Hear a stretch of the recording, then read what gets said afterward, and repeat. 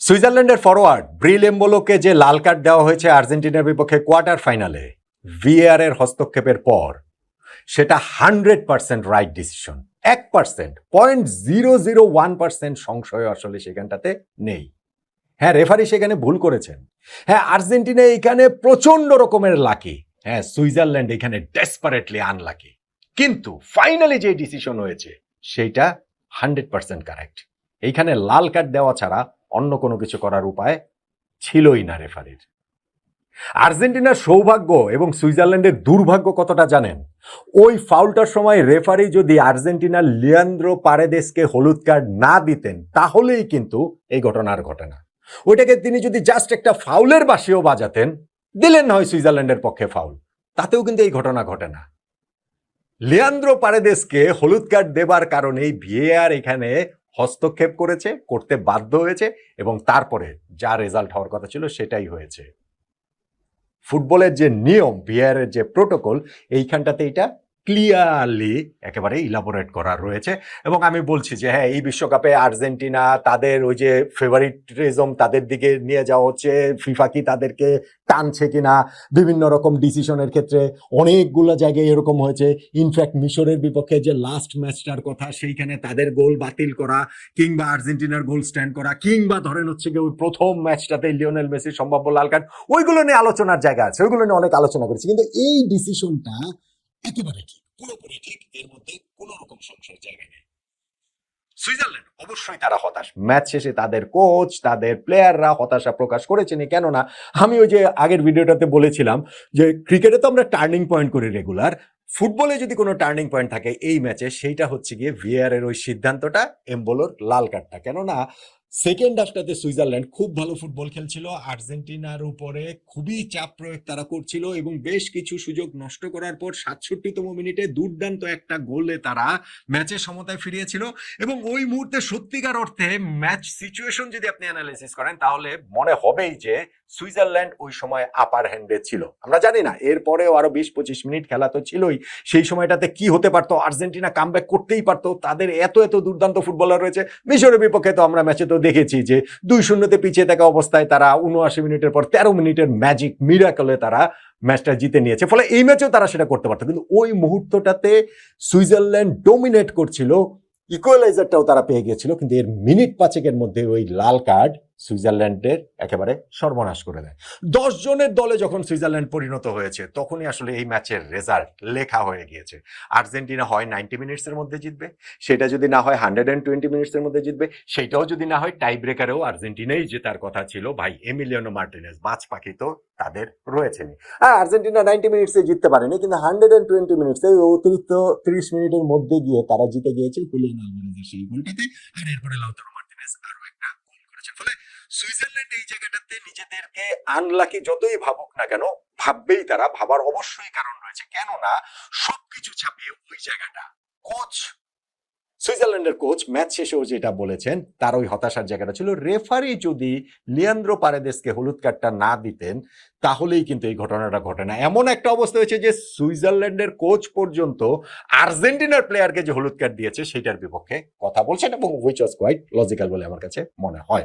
এখন আমি বলছিলাম ভিআর প্রোটোকলে যেটা রয়েছে সেই অনুযায়ী এটা 100% রেড কার্ড কিভাবে, ওইটাই আমি হচ্ছে গিয়ে আইএফএবি ইন্টারন্যাশনাল ফুটবল অ্যাসোসিয়েশন বোর্ড, তাদের ওই তো ফুটবল যে ল সেই অনুযায়ী তো হচ্ছে ওইখানেও ভিআর প্রোটোকল রয়েছে, সেই অনুযায়ী তো ফুটবল খেলাটা পরিচালনা করা হয়। সেই জায়গাটাতে কি বলা হচ্ছে আমি আপনাদেরকে একেবারে লাইন টু লাইন পড়ে শোনাই, তাহলে আপনারা বুঝবেন যে কেন আমি এরকম স্ট্রংলি বলছি যে অবশ্যই অবশ্যই এই ডিসিশনটা 100% রাইট।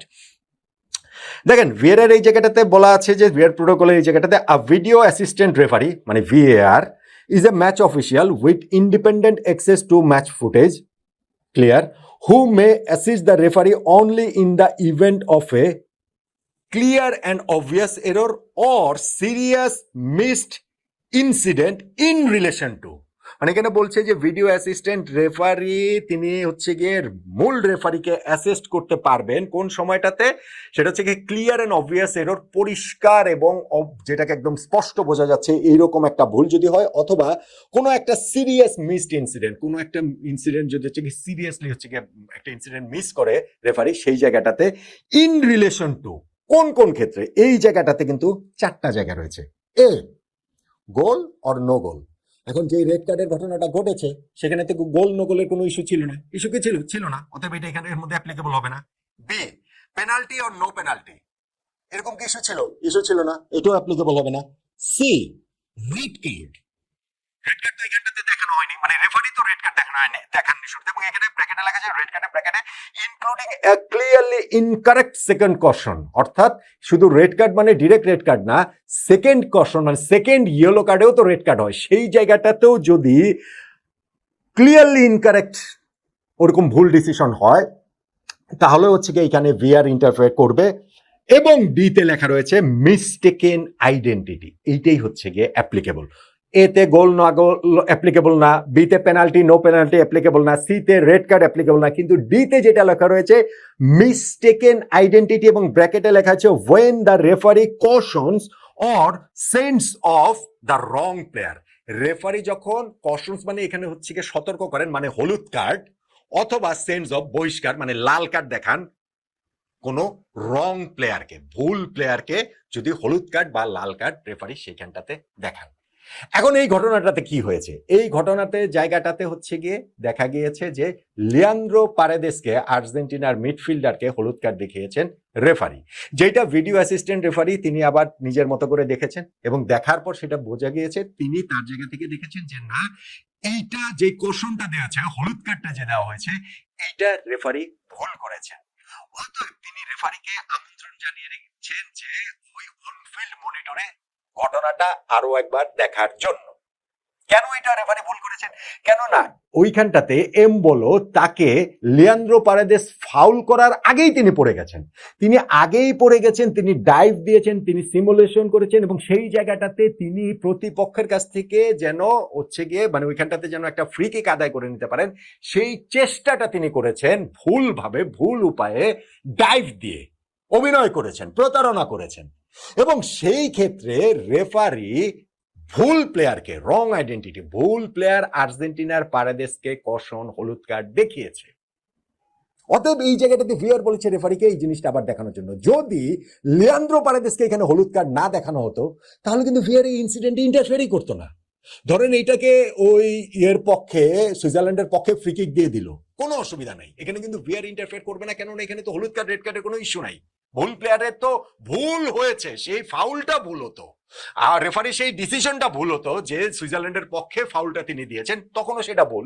কিন্তু যেহেতু তিনি কোনো হলুদ কার্ড দেখান নাই, লাল কার্ড দেখান নাই, ফলে এখানে রং আইডেন্টিটির কোনো সুযোগ নাই। ভিআর এখানে দেখেছে যে যাকে হলুদ কার্ড দিয়েছে তিনি তো হলুদ কার্ড পাওয়ার মতো কিছু করেন নাই, আর্জেন্টিনা পারেদেস তো হলুদ কার্ড পাওয়ার মতো কিছু করেন নাই, কেননা তিনি তো ওই এমবোলোকে টাচই করেন নাই, এমবোলো নিজে নিজেই ডাইভ দিয়ে পড়ে গিয়ে তার পায়ে লাগিয়ে টাগিয়ে ওইখানটাতে একটা ফাউল আদায়ের চেষ্টাটা তিনি করেছেন। সো রেফারি যখনই তাকে হলুদ কার্ড দিয়েছে, ভিআর সাথে সাথে এইটাই ওই মিসড আইডেন্টিটির ওই ক্রাইটেরিয়াতে রেফারিকে দেখতে বলেছে, এবং রেফারি যখন দেখেছেন, তিনি দেখার পর আপনি দেখবেন যে এখন তো এটা স্টেডিয়ামে সবাইকে আসলে ভিআর এর ডিসিশনটা দেয়, আমরা টেলিভিশনের পর্দায় সেটা দেখতে পাই, এবং সেইখানটাতে তিনি প্রথমে যেটা বলেছেন যে না, লিয়ান্দ্রো পারেদেসকে যে তিনি হলুদ কার্ডটা দিয়েছেন সেই জিনিসটা আসলে ওইটা না, ওইটা হচ্ছে ভুল।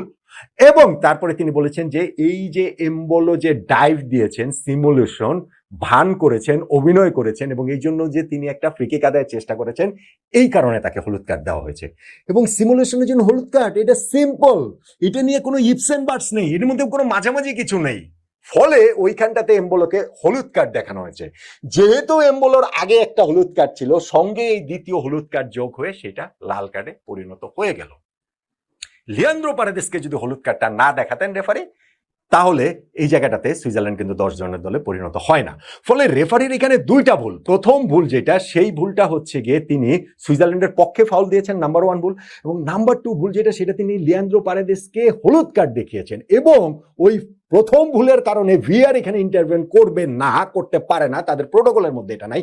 কিন্তু সেকেন্ড যে ভুলটা, যে রং আইডেন্টিটি, ভুল প্লেয়ারকে তিনি হলুদ কার্ড দিয়েছেন, সেই কারণেই ভিআর এই জায়গাটাতে হস্তক্ষেপ করেছে, ভিআর এই জায়গাটাতে রেফারিকে দেখতে বলেছে। সেই কারণে আমি বলছি আর্জেন্টিনা ডেসপারেটলি লাকি, রেফারির এই ডিসিশন দুইটা হচ্ছে গিয়ে রেফারির দুইটা ভুল, এবং সুইজারল্যান্ড ডেসপারেটলি আনলাকি। এবং ম্যাচ শেষেও একটা তো হচ্ছে গিয়ে হতাশার জায়গা, সুইজারল্যান্ডের কোচ বলেন, প্লেয়ার বলেন, তারা তো এটা বলছেনই যে না, এটাতে হচ্ছে গিয়ে মানে এই হলুদ কার্ডটা কিভাবে হলো, কিভাবে রেড কার্ড হলো, এরপরে ম্যাচের গতিপথ পাল্টে গিয়েছে, ওইটাই ছিল টার্নিং পয়েন্ট, ফলে তাদের ওই হতাশার জায়গাটা রয়েছেই। কিন্তু তাদের কোচ কিন্তু আরো একটা কথা বলেছেন, ইয়াকিন মুরাদ ইয়াকিন সুইজারল্যান্ডের কোচ, তিনি এটা বলেছেন যে রেফারি এই জায়গাটাতে যে ফাউল দিয়েছেন সেইটা তিনি বলেছেন যে এটা ফাউল তিনি নাই দিতে পারতেন, এবং এটা যে অ্যাটল ফাউল হয়েছে তিনি সেইটাই মনে করেন না।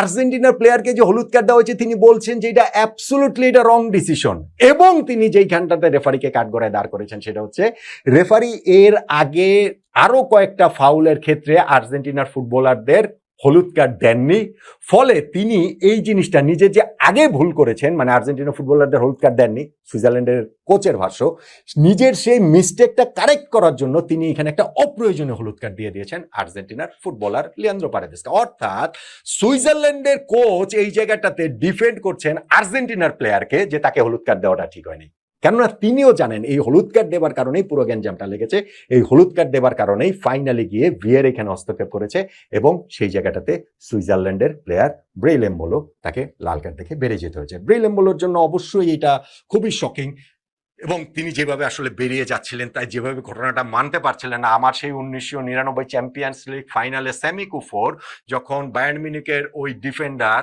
ম্যানচেস্টার ইউনাইটেড যে অতিরিক্ত সময়ে 2 গোল দিয়ে রূপকথার মতো শিরোপাটা জিতে যায়, তখন স্যামি কুফোরকে এরকম লেগেছিল যে একেবারে তাকে কোনোভাবেই সান্ত্বনা দেওয়া যাচ্ছিল না। আমার অনেকদিন পর ওই ঘটনাটা মনে পড়লো আজকে ব্রিল এমবোলোর রিয়াকশন দেখে, যেইভাবে তিনি হচ্ছে মাঠ থেকে বেরিয়ে যাচ্ছিলেন, যে নিজেকেই নিজে যেন আসলে বোঝাতে পারছিলেন না এইটা আসলে কি হলো, কিভাবে হলো। কিন্তু রিয়েলিটি হচ্ছে এইটাই নিয়ম, এটাই এখনকার ফুটবল, এইটাই হচ্ছে গিয়ে ভিএআর প্রোটোকল, এবং সেই জায়গাটাতে রেফারি ভুল করেছেন 2টা, এবং সেই ভুলের খেসারত দিয়ে সুইজারল্যান্ডকে আসলে 10 জনের দলে পরিণত হয়েছে। কিন্তু ভিআর যে হস্তক্ষেপ করেছে সেইটা ভুল না, রেড কার্ড যে হয়েছে এটা সেকেন্ড ইয়েলো কার্ডে ব্রিল এমবোলোর ক্ষেত্রে সেটা অ্যাবসলিউটলি ভুল না, 100% রাইট ডিসিশনটাই এই জায়গাটাতে রেফারি নিয়েছেন।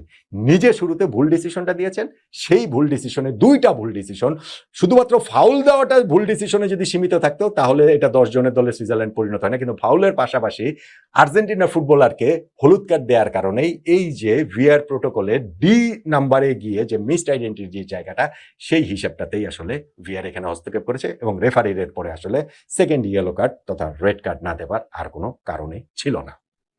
সুইজারল্যান্ড তাই এই জায়গায় ডেসপারেটলি আনলাকি, এবং আর্জেন্টিনা তাই এই জায়গাটাতে ভীষণ ভীষণ লাকি। কিন্তু নিয়মের আছে না যে নিয়ম ইন্টারপ্রিটেশন, এক একজন এক এক রকম বলবে। আর্জেন্টিনার আগের ম্যাচগুলোর ক্ষেত্রে অনেক হয়েছে, আমি এটা নিয়ে অনেক ভিডিও করেছি, আলোচনা করেছি। যেমন ধরুন ওই যে লিওনেল মেসির ওই সম্ভাব্য রেড কার্ডের ক্ষেত্রে আমি বলেছি যে না, এটা রেড কার্ড হতেই হবে এমন কোনো কারণ নেই, কিন্তু অ্যাটলিস্ট এটা ভিআর রেফারিকে চেক করতে বলতে পারতেন। কিন্তু একই রকম ভাবে আর্জেন্টিনা যে মিশরের বিপক্ষে লাস্ট ম্যাচটা রাউন্ড অফ 16 জিতেছে, সেইখানটা তো আমার একই কথা ছিল যে লাস্ট যে আর্জেন্টিনা গোলটা দিয়েছে সেখানে ভিআর চেক করতে বলতে পারতেন। পিয়েরলুইগি কলিনা, যে ওই যে বিখ্যাত রেফারি ইতালির, এখন আবার ফিফা রেফারিং প্রধান, তিনি একটা ব্যাখ্যা দিয়েছেন যে ওই ক্ষেত্রে কি হয়েছে, বা এই ব্যাখ্যা তো ফিফার পক্ষ থেকে তিনি দিবেনই, ওইটাকে তো তিনি ডিফেন্ড করবেন। কিন্তু কলিনা একই সঙ্গে একই কথা বলেছেন, মানে তিনি বলেছেন যে ওই সিদ্ধান্তগুলো ঠিক, মিশরের বিপক্ষে যেগুলো গেছে আর্জেন্টিনার পক্ষে গেছে, কিন্তু একই সঙ্গে তিনি এইটাও বলেছিলেন, যেইটা আবার আমাদের অনেকে আমরা আলোচনার মধ্যে আনি না বা আনতে চাই না, কারণ আমরা এটা শুনতে চাই না, আমাদের কান এটা শোনার জন্য প্রস্তুত না, যে এইটা ব্যক্তিগত জায়গা থেকে ইন্টারপ্রিটেশনের সুযোগ থাকে, এক এক রেফারি এক একভাবে জিনিসটাকে দেখতে পারে। আমার এক্স্যাক্টলি এটাই পয়েন্ট ছিল, যে এক এক রেফারি যে এক একভাবে দেখতে পারেন, সেই হিসাবটা মধ্যেও আমাদেরকে আসলে আলোচনার মধ্যে আনতে হবে। এখন ধরেন ওই জায়গার ক্ষেত্রে অ্যালেন শিয়ারারও তো বলেছেন যে ওই ক্ষেত্রে হয় মিশরেরটা যদি গোল হয় তাহলে আর্জেন্টিনারটা গোল হবে, আর মিশরেরটা যদি যেহেতু বাতিল হয়েছে তাহলে আর্জেন্টিনারটা বাতিল হবে, হয় দুইটাই গোল অথবা দুইটাই বাতিল হওয়ার কথা। এখন আপনি আবার আমাকে বলেন না যে অ্যালেন শিয়ারারকে, তিনি ফুটবলের কি বোঝেন, আমরা তো আবার আবেগে অনেক সময় অনেক কিছু বলে ফেলি। আমার কাছে কিন্তু ওইটা যে কোনো ভুল আমি বলি নাই, আমি বলেছি যে সেটা 2 রকম ভাবেই বলার বা ব্যাখ্যার সুযোগ আছে। তবে আজকে যেটা হয়েছে আর্জেন্টিনা সুইজারল্যান্ড ম্যাচে, এইখানটাতে আমার কাছে মনে হয় না যে রেফারির আসলে অন্য কোনো কিছু করার সুযোগ ছিল। আমি অনেকবারই বললাম যে এইটা রেফারি শুরুতে ভুল করেছেন, তারপরে সুইজারল্যান্ড আনলাকি, আর্জেন্টিনা লাকি, কিন্তু ওই ভুল থেকে ভিআর এর হস্তক্ষেপ করা এবং তারপরে সেকেন্ড ইয়েলো কার্ডে ব্রিল এমবোলোর লাল কার্ড হওয়াটা 100% সঠিক সিদ্ধান্ত। এই জায়গাটাতে সংশয়ের কোনো জায়গা আছে বলে আমার তো মনে হয় না।